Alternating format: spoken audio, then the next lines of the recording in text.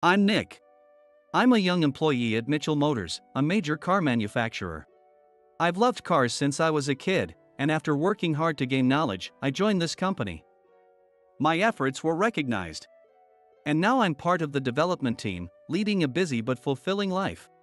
Today, after finishing a long meeting for a new product project and about to leave my seat, I was stopped by my manager, Tom. Nick, do you have a moment? Yes, Tom.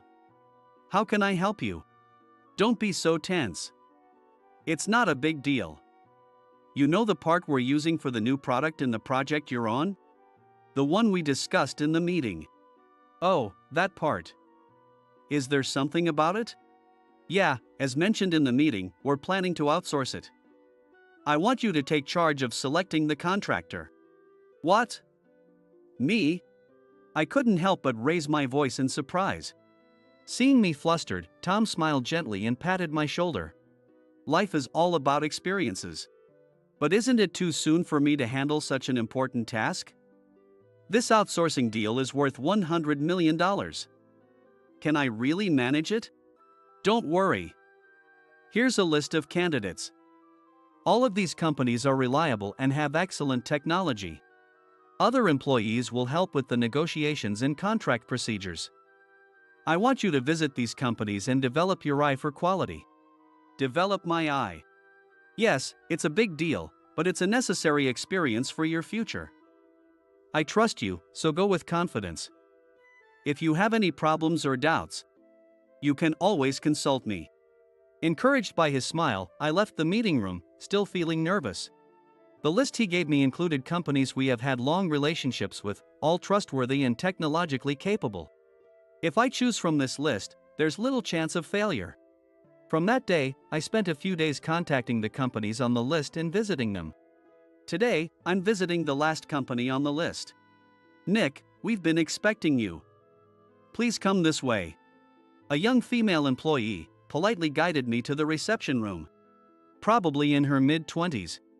She respectfully handed me her business card. Nice to meet you. My name is Anna. I looked at the card from her. I thought she might be in sales, but she was actually in the technical department, which surprised me a little. Did you think it was unusual for a woman from the technical department to come out? I must have shown it on my face. She hit the nail on the head. I wondered if it was rude to be surprised by her gender. But it would be strange to lie and try to cover it up. I decided to be honest and nodded. Yes, I thought it was a bit unusual to see a woman in a technical role in this industry. I'm sorry if that was rude. It's fine. I hear that often and don't mind. Nick, can we discuss the details of the project? Of course. Please take a look at this material. I handed her the documents and briefly explained the project. As expected of the technical department. Her understanding was quick, her questions were specific and precise, and the conversation flowed smoothly, leaving me with a clear mind. After the meeting, I left her company feeling much better. Of all the companies I've visited, this one seemed the most promising. I thought about consulting Tom about it while glancing at my watch. It was just before noon. It was lunchtime. I decided to gather my thoughts over lunch before heading back to the office. I walked a bit and spotted a small diner. I walked in and found that more than half of the seats were already occupied. I sat at a table for two, placed my bag in the storage area, and looked over the lunch menu. After some deliberation, I ordered the daily special. While casually sipping water and glancing around, I noticed that the diner had become completely full. A few people were waiting near the entrance, and the staff were asking customers if they could share tables. A waiter came to me with the same request, and having no reason to refuse, I agreed. Soon, the waiter brought my tablemate, and our eyes met, causing me to gasp in surprise. Oh! Oh! We recognized each other and exclaimed in unison. It was Anna sitting across from me. Looking slightly embarrassed, Anna greeted me and took the seat in front of me. What a coincidence, she said. Yes, it's lunchtime, so I thought I'd have a meal before heading back to the office. That's right. This place is great, affordable, generous portions, and delicious. I highly recommend it. Anna, clearly a regular, ordered without even looking at the menu, then placed her phone on the table. Her phone had a faded blue minivan keychain, which caught my eye. Isn't that our company's car? Yes. I've loved this model since I was a kid. My dad bought me this keychain when I was in elementary school, and it's very special to me. So I still keep it. Her eyes sparkled as she spoke, revealing her genuine love for cars. My late father worked in your company's development department. He was involved in developing this car and often talked to me about it, which sparked my interest in the automotive industry. That's interesting. My dad also worked on that minivan project, so they might have known each other. Wow, that would be quite a connection. Both you and your dad work for the same company. That's amazing. Well, maybe. But you're amazing too. Honestly, isn't it tough being a woman in this industry's technical field? Yes, it can be challenging. People often say because you're a woman or even though you're a woman, and it gets tiring.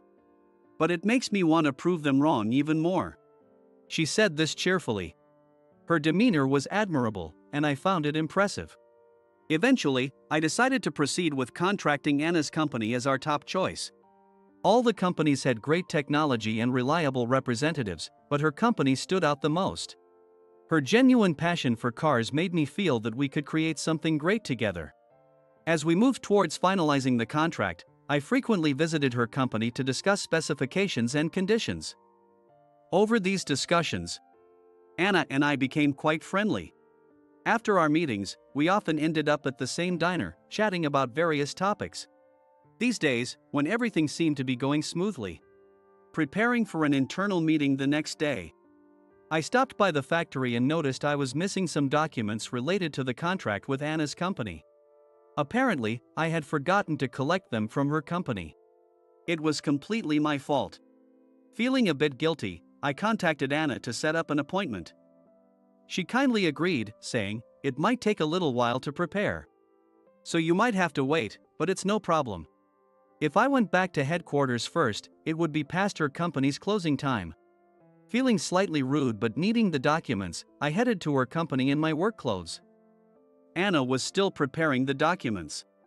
A young female clerk, possibly a new employee, led me to the usual reception room. Just as I reached for the iced coffee she brought, a hand from the side snatched it away. "It's cold." Before I could react, someone splashed the coffee on me. I had no idea what was happening. Confused, I looked up to see a middle-aged man with a sneer, holding the empty cup. That dirty work uniform might be a bit cleaner now.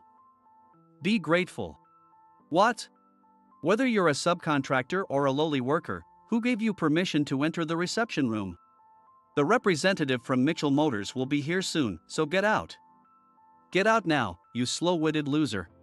The middle-aged man twisted his face into a crooked smile, grabbed my arm, and forcibly yanked me to my feet, causing me to wince in pain. Just then, the reception room door burst open. "Brandon! What are you doing?" "Huh? I'm just teaching this lowly worker a lesson." "Get lost, you useless woman." "Brandon, what are you saying?" "This person is the representative from Mitchell Motors. Let go of him immediately." "There's no way. A guy in a dirty work uniform with a face like a lowly worker can't possibly be an employee of a prestigious company." "Anna, have you lost your mind?" The manager, Brandon, roughly let go of my arm. Then he mockingly tapped his temple with his index finger, as if to imply she was crazy. I was stunned, but seeing him ridicule Anna made me furious. "The one who's crazy is you. Can't you read the company name on this uniform?"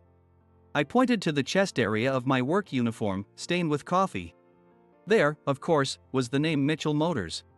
The color drained from Brandon's previously arrogant face. Granted, it was urgent, so I came in this outfit, which was my mistake, but throwing coffee on someone is absurd. "Maybe you're the one who's lost it." I mimicked his earlier gesture, tapping my temple with my finger. I knew stooping to his level wasn't ideal, but I couldn't help responding. Brandon's face turned beet red with anger. "Ooh." He looked like he wanted to yell at me, but barely held back. I looked at him with cold disdain. "You told me to leave, so I'm going. Goodbye." I left the reception room and headed towards the entrance. Unfortunately, the sky was overcast and it was raining heavily. I didn't have an umbrella, and I didn't want to take the bus in my coffee-stained clothes. Just as I was about to call a taxi, Nick, I heard someone calling my name. I turned to see Anna running towards me with an umbrella and some documents. She reached me, out of breath, and handed me the umbrella, looking worried. Nick, are you okay? Did you get burned? No, thankfully it was iced coffee. Did you come all the way here just to bring me an umbrella? Well, that, and I wanted to give you these documents. But I guess you don't need them anymore, after what Brandon did. Thank you. But about the contract, it's complicated. It's a big deal between companies, and I can't make a decision here and now. Don't hold back, Nick. If the contract is cancelled, it serves him right. She laughed as if a weight had been lifted off her shoulders. I was surprised by this unexpected reaction from Anna, whom I always thought of as serious. The rain is heavy, and you're soaked.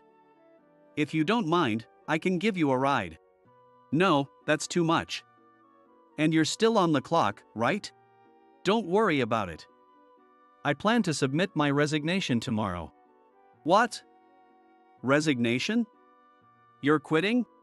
I've had enough of Brandon. Today was the final straw. If you don't mind, can I vent to you on the way? Sure. Feeling somewhat overwhelmed by her determination, I nodded. We walked to the parking lot, and she unlocked a white car. Please, get in. Thank you. I hesitantly got into her car. Anna, sitting in the driver's seat, asked, Is it okay if I take you to your company, Nick? I nodded in response. She started the engine, set the destination on the GPS, and began driving. The guy who threw the coffee, Brandon, is a power-harassing, incompetent nepotism hire. Nepotism? Yeah, he's the nephew of our company's president, Mr. Thompson. He always flaunts that connection, bosses everyone around, and yells at subordinates without reason, yet he's terrible at his job. Wow, I can't believe there's still someone like that. Does the upper management know and ignore it? I'm not sure. Our company is pretty old-fashioned and doesn't take compliance seriously. There's no internal reporting system for employees to directly talk to upper management without going through their bosses. Most managers just try to stay on Brandon's good side, so nothing gets reported. He's basically unchecked. She let out a heavy sigh. There was a veteran employee who fought to report his misdeeds to upper management. But Brandon crushed him by deliberately causing a loss and blaming it on the veteran, forcing him to resign. What? He caused a loss just to get rid of an employee he didn't like? Yes, it's unbelievable. But he doesn't care about the company as long as he can harass those he dislikes. It's truly unbelievable that the company lets this go on. It really is. Today, he barged in trying to steal the credit for the contract with your company, without knowing anything about the project. Despite the fact that the whole company has been talking about this contract, he didn't know about it until today. I've been submitting reports and discussing it in meetings, but he must have ignored the reports and zoned out during the meetings. He has no interest in the job. And then he throws coffee on you. That's quite something. The power of assumptions, right? He probably thought the representative of a big company like yours must be an elite in a sharp suit. So he couldn't believe that someone in work clothes could be the representative, even though the company's name was on the uniform. That's Brandon for you. Many employees have left because of him. Whether they were forced out like the veteran or left because they couldn't stand him anymore. Those who stayed are either trying to curry favor with him or just avoiding trouble. I love this industry, so I endured his tyranny. But I've reached my limit. I see. I didn't realize there was such a problematic person in your company. I was tasked with assessing people and companies. But I still have a lot to learn. Don't be too hard on yourself. It's impossible to know the internal dynamics from an outsider's perspective.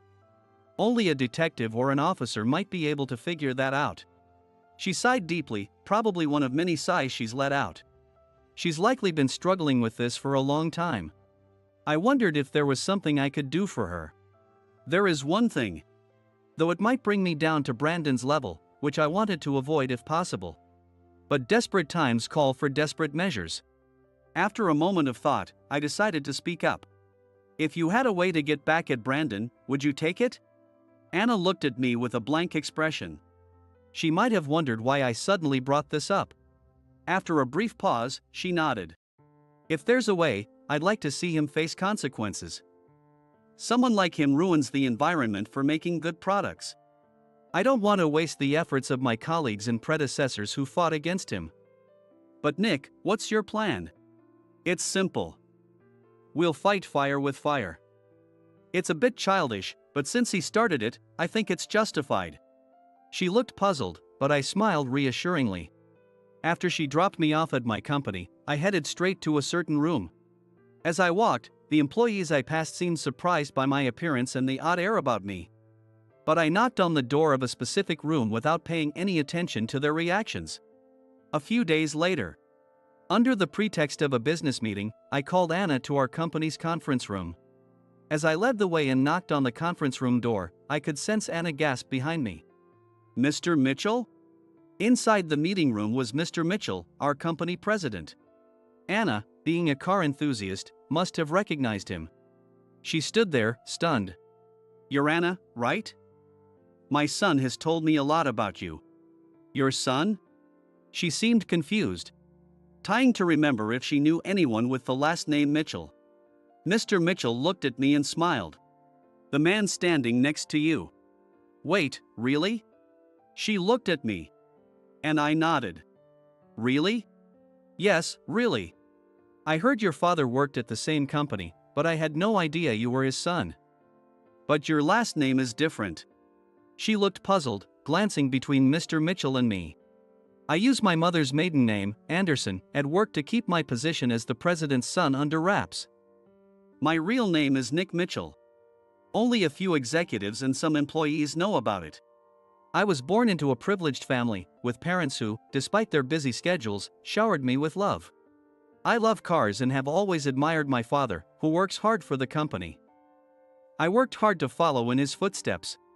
However, being in a perfect environment often led to unwarranted jealousy and envy.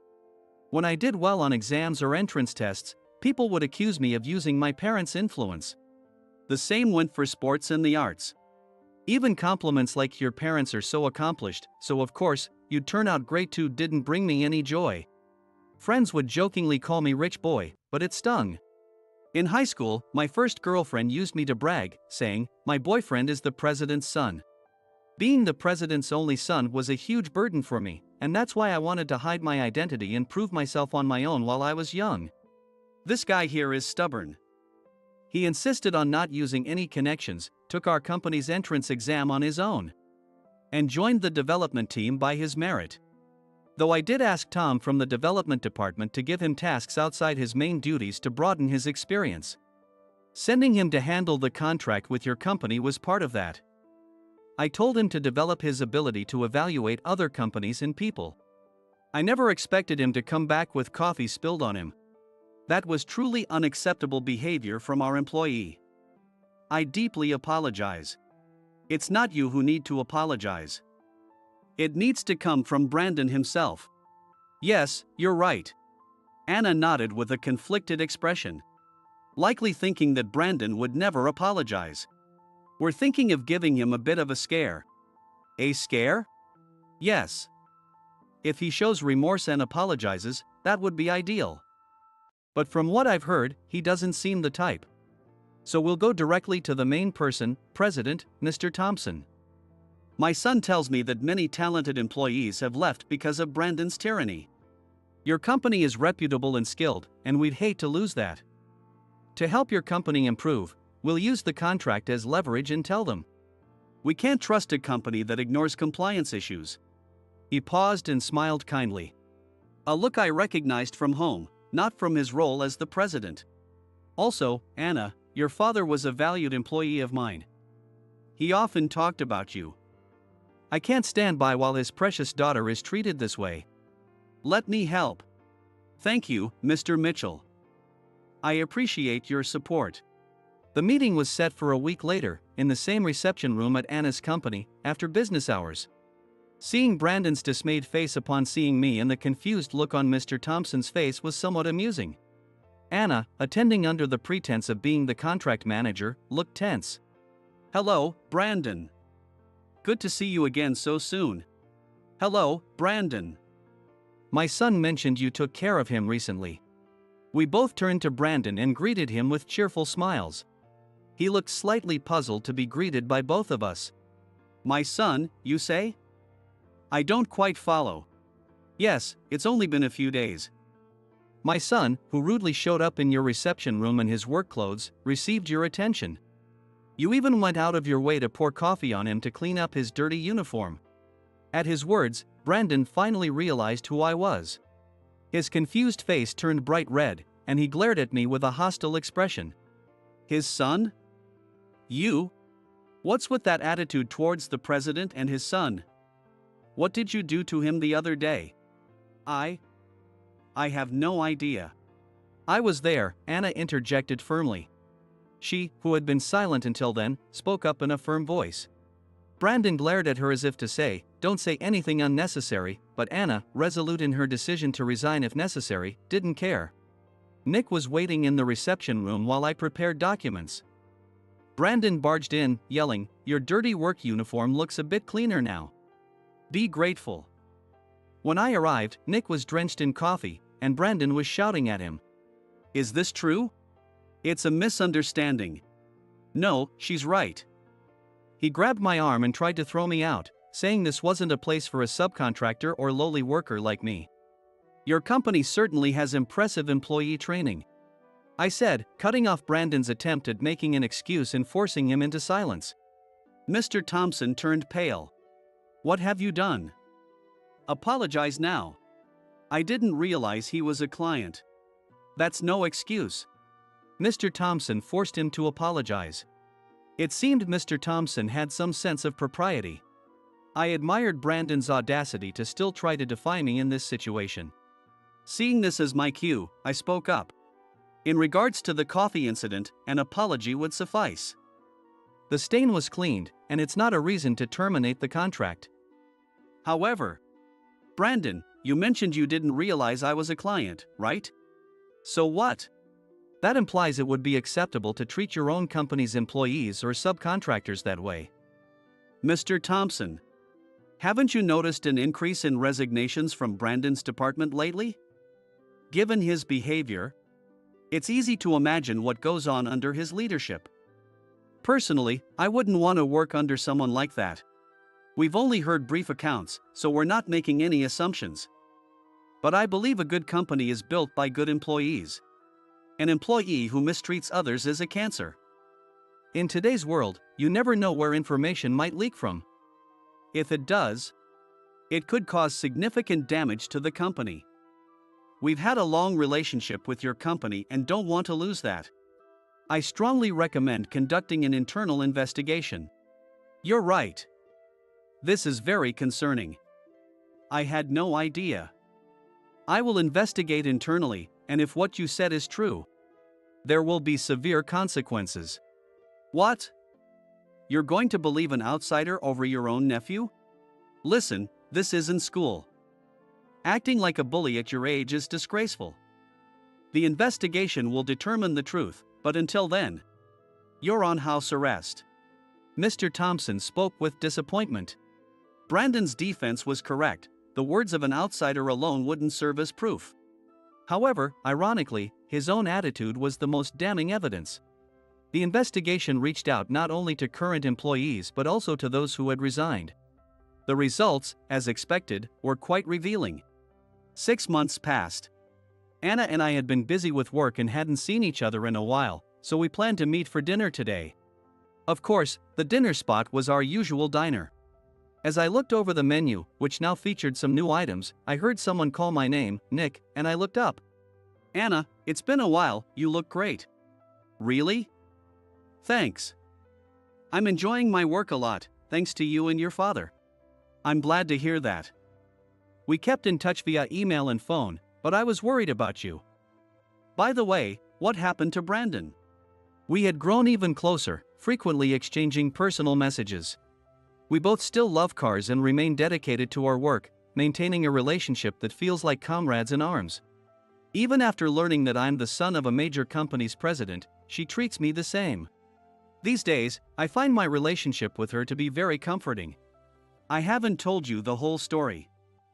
Brandon was transferred to the factory. Initially, they considered firing him. But they decided it was safer to keep him where Mr. Thompson could keep an eye on him. Is it safe to keep him in the company? There's a foreman at the factory, an old friend of Mr. Thompson. If anything happens, Mr. Thompson will hear about it right away. Brandon can't bully anyone there. The foreman is strict and intimidating, and Brandon can't stand up to strong people. I see. That's one way to handle it. It's probably the best way to straighten him out. Exactly. Those who supported his misconduct were also punished. But things are improving. Everyone is motivated to make top quality products again. One day, I'll make something that will impress you, so be prepared. She smiled proudly, looking radiant and beautiful. Life is unpredictable. Anna, who once considered quitting, now shines with enthusiasm. And the man who caused so much trouble faced his consequences. Life can change for better or worse, depending on our decisions and actions.